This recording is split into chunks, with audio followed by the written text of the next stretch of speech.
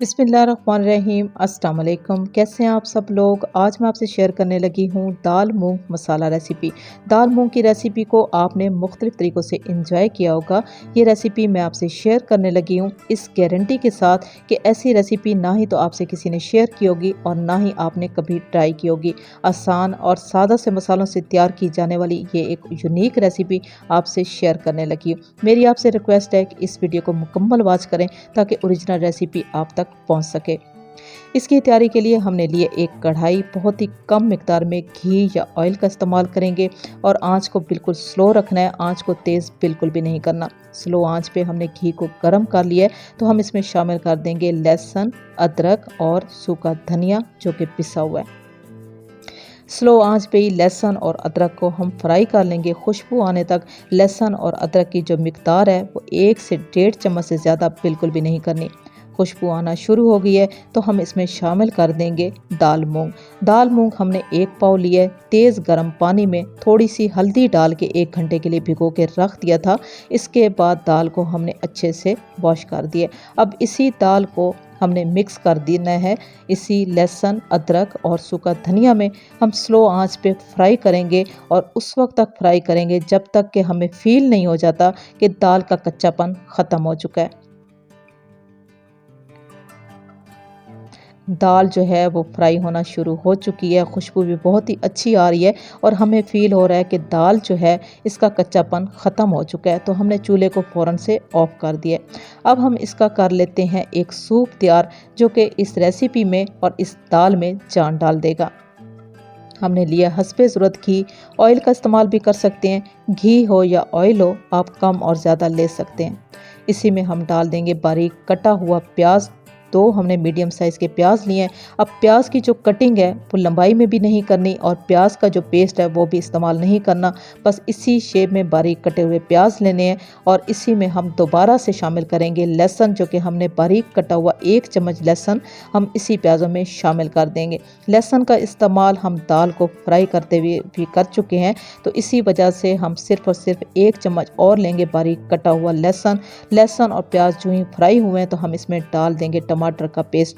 2 हमने बड़े साइज़ के टमाटर लिए थे। छिलका समेत आधा कप पानी डाल के हमने पेस्ट बना लिया। इसका सूप तैयार करने के लिए आप 1 गिलास पानी का इस्तेमाल बहुत ही आसानी के साथ कर सकते हैं।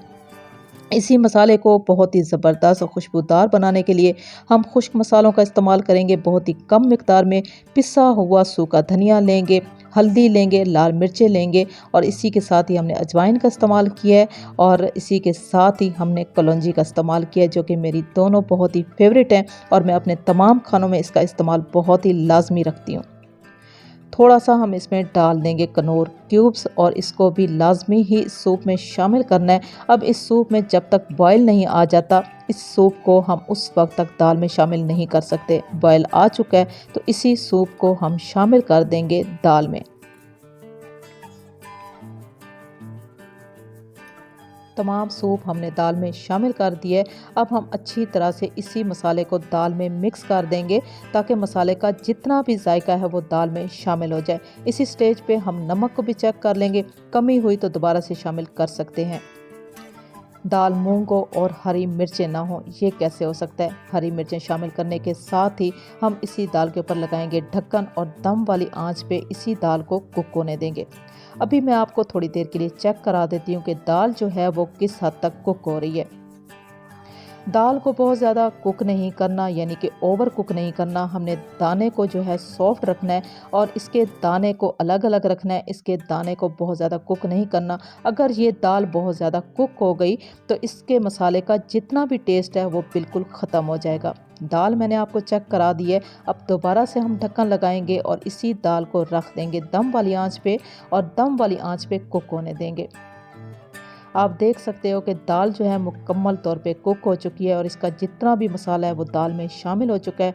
ऑयल जो है वो सेपरेट हो चुका है तो इसी वजह से हमने चूल्हे को ऑफ कर दिया है। अब हम क्या करेंगे इसमें बहुत ही कम मिकदार में लेमन जूस का इस्तेमाल करेंगे और इसी के साथ ही हम इसमें शामिल कर देंगे बारीक कटा हुआ हरा धनिया, बारीक कटी हुई हरी मिर्चें और हरा पुदीना, जो कि इस रेसिपी की जान है।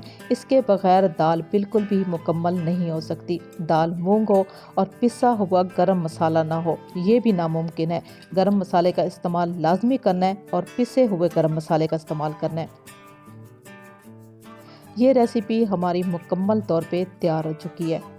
अब इसी रेसिपी को हम डिश आउट करेंगे और सर्व करके आपको दिखाएंगे। आसान और सादा सी रेसिपी, सादा से मसालों से तैयार की जाने वाली इंतहा की मज़ेदार और इंतहाई खूबसूरत लुक के साथ मुकम्मल तौर पे तैयार हो चुकी है। आपको कैसी लगी? अच्छी लगी हो तो मेरी आपसे रिक्वेस्ट है कि मेरे चैनल को सब्सक्राइब कर दें, मेरी वीडियो को लाइक और शेयर ज़रूर कर दें। ये आप लोगों का प्यार है। अगर आप लोगों का प्यार हमारे साथ है तो आप लोगों की सपोर्ट भी हमारे साथ है। इस रेसिपी को आप ज़रूर ट्राई कीजिएगा। इसका जायका और इसकी खुशबू आपको कैसी लगी, आपने मुझे कमेंट्स में ज़रूर बताना है। इसी रेसिपी के साथ मैं आपसे इजाज़त चाहूँगी कि अगली रेसिपी तक अल्लाह हाफिज़।